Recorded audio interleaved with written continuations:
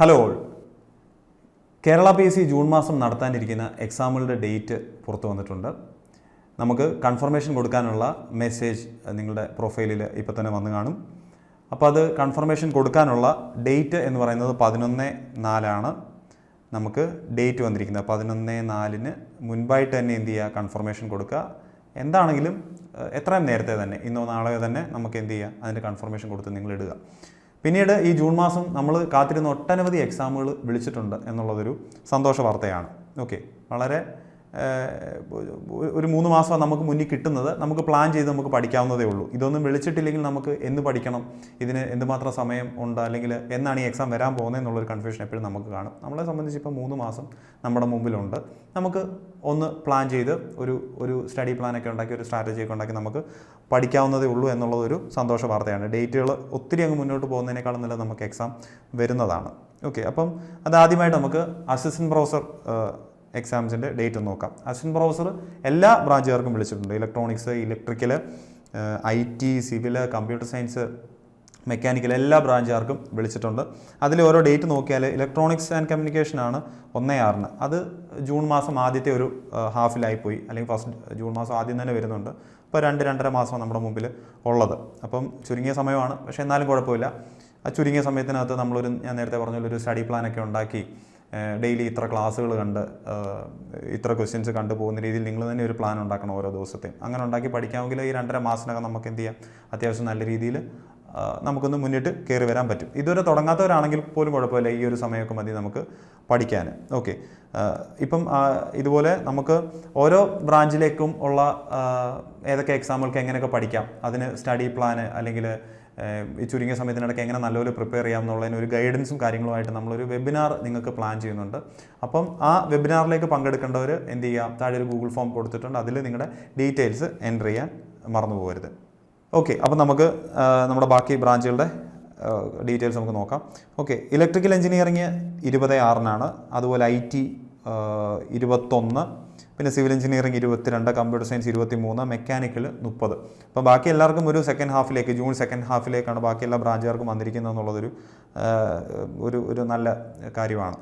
മെക്കാനിക്കലൊക്കെ ലാസ്റ്റാണ് വന്നിരിക്കുന്നത്. അപ്പോൾ 3 മാസം തികച്ച് നമുക്കവിടെ കിട്ടുകയാണ്. 3 മാസം കൂടുതൽ നമുക്ക് ഇന്ന് മുതൽ നോക്കിയാൽ നമുക്കവിടെ കിട്ടുകയാണ്. നമുക്ക് അടുത്ത ബാക്കിയുള്ള എക്സാമുകൾ ഏതൊക്കെയാണെന്ന് നോക്കാം. മെക്കാനിക്കൽ ബ്രാഞ്ചുകാർക്ക്, മെക്കാനിക്കൽ ജോബ് ആസ്പിറൻസിനും പിന്നെ വിളിച്ചിരിക്കുന്ന എക്സാം എന്ന് പറയുന്നത് inspector of factories and boilers grade 2, അതുപോലെ അസിസ്റ്റൻറ്റ് എഞ്ചിനീയർ. രണ്ടും ഒരു ഡേറ്റിലാണ്. നോക്കിയാൽ നിങ്ങൾക്ക് മനസ്സിലാവും, രണ്ടും ഒരു ഡേറ്റിലാണ് വന്നിരിക്കുന്നത്.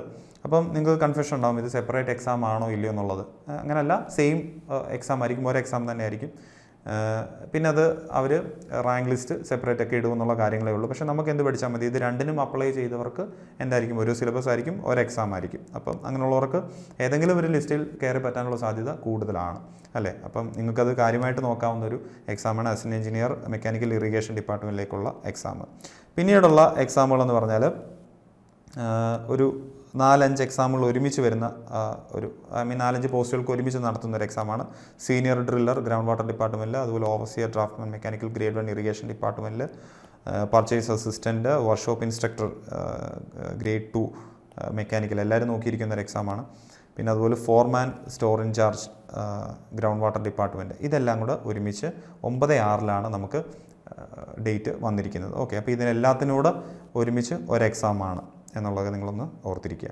അടുത്ത മെക്കാനിക്കൽ ബ്രാഞ്ചുകാർക്ക് പറ്റിയത് ട്രേഡ്സ്മാൻ ഡീസൽ മെക്കാനിക്കൽ 16/6 എക്സാം. അതുപോലെ workshop instructor demonstrator in automobile engineering, ഓട്ടോമൊബൈലുകാർക്ക് 26/6 ആണ് വർക്ക്ഷോപ്പ് ഇൻസ്ട്രക്ടറിലെ ഡെമോൺസ്ട്രേറ്ററിൻ്റെ എക്സാം വന്നിരിക്കുന്നത്. ഓക്കെ, നോക്കുവാണെങ്കിൽ ആവശ്യം പോലെ സമയമുണ്ട്, 3 മാസം സമയമുണ്ട്.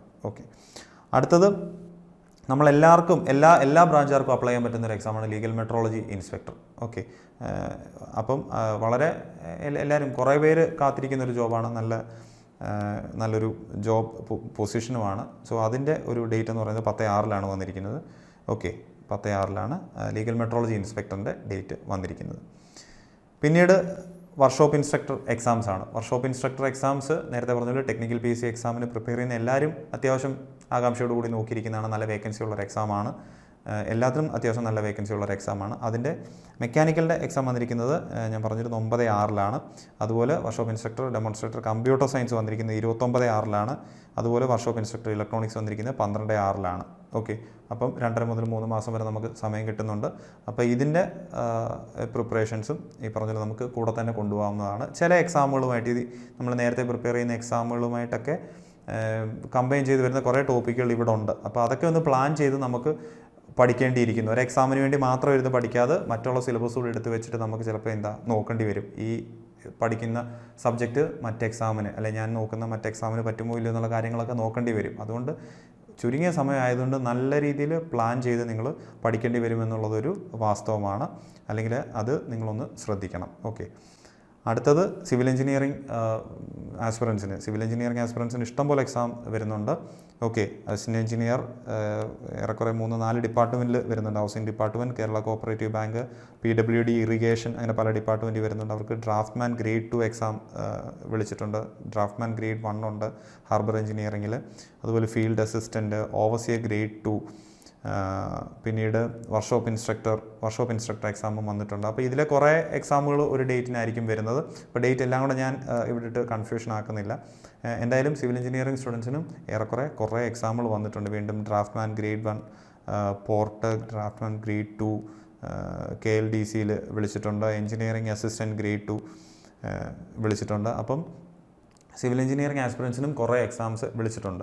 അപ്പോൾ ഇത്രയൊക്കെയാണ് നമ്മുടെ എക്സാം ഡേറ്റുകൾ. അപ്പം ഏണസ്റ്റ് അക്കാഡമിയിൽ ഈ പറഞ്ഞ എക്സാമുകൾക്കുള്ള ഓൺലൈൻ ഇൻറ്റൻസീവ് ക്ലാസ്സസ് നിങ്ങൾക്ക് അവൈലബിൾ ആണ്.